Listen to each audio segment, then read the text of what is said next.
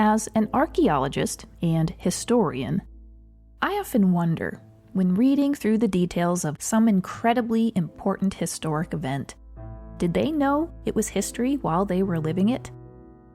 As I pore over the details with the benefit of 20/20 hindsight, when things seem so obvious, I think, did they know too? Did it seem as obvious to them at the time? This armchair speculation is all very safe and spiffy and neato, right? All part of the fun. But, as luck and irony would have it, I find myself living through just such an historic time. We are at a crossroads in this country, what future historians will describe as weighted with possibility and potential. And yes, I know it. I see it. I can feel that things will not be the same coming out of 2020 as they were going into it. I see it, but I don't know how to feel about it yet. Because, of course, all of that depends on what comes next. Are we at the edge of a cliff, about to fall? Or have we already fallen and are about to climb our way into the light? I don't really know.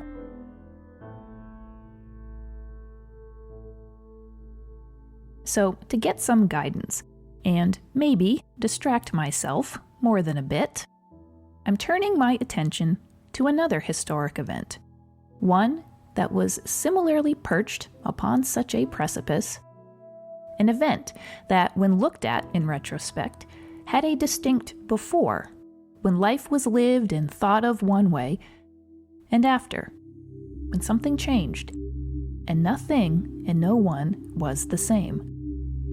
The LGBTQ+ movement of the 1970s and 80s.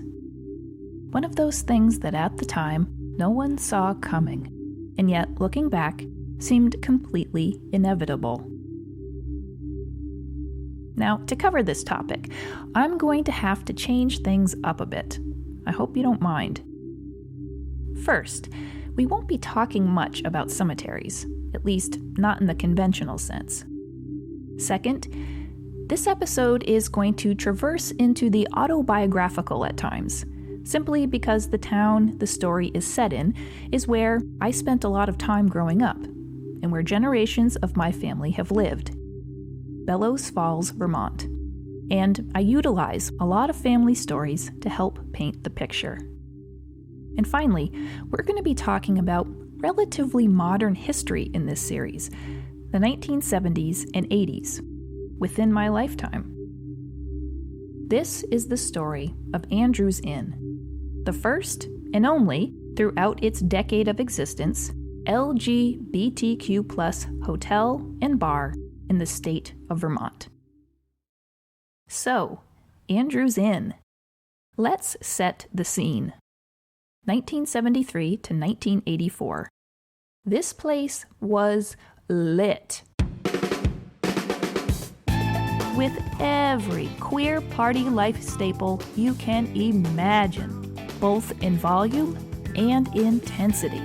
Partygoers enjoying fancy restaurant dining, disco dancing, and we're talking a real 1970s disco, mind you, drag shows, drag balls, costume balls, waiters in gold lame Speedos on roller skates.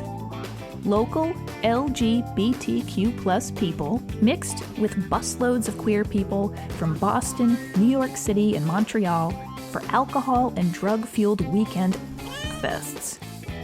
This place was so queer that it was featured in the gay publication Blue Boy, basically the gay version of Playboy, as a great place to visit in 1979. This place was so queer that members of the Village People hung out here. YMCA in the Navy, Macho Man, Village People. A place like that, at that time, smack in the middle of the downtown of an old Vermont mill town, was insanely, unbelievably, fantastically improbable. By every definition, this place was historic. And in retrospect, it marked a cultural transition with a distinct sense of life before its existence and after. And yet,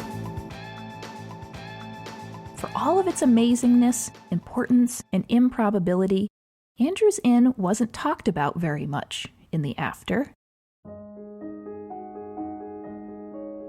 I only vaguely knew that it was a gay bar, and many locals knew even less than that. In fact, most knew nothing about it at all. Interesting, isn't it?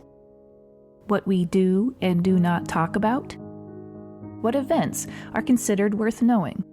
What details are considered proper? What histories are considered real? Of course, all of that depends on who's doing the deciding, who's telling the story.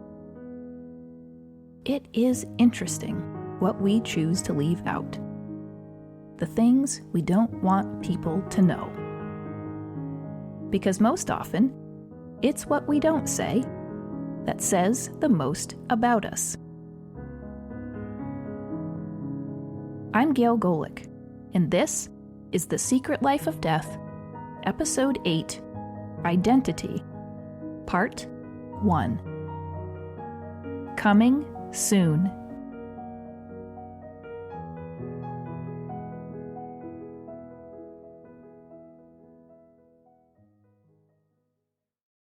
Music for this episode was provided with permission by Epidemic Sound. For more information about the Secret Life of Death podcast, go to our website, thesecretlifeofdeath.com, and follow us on Facebook, Twitter, and Instagram for fun photos and extras. You can find us on all of the podcast platforms. Please like us, rate us, and tell a friend about the show.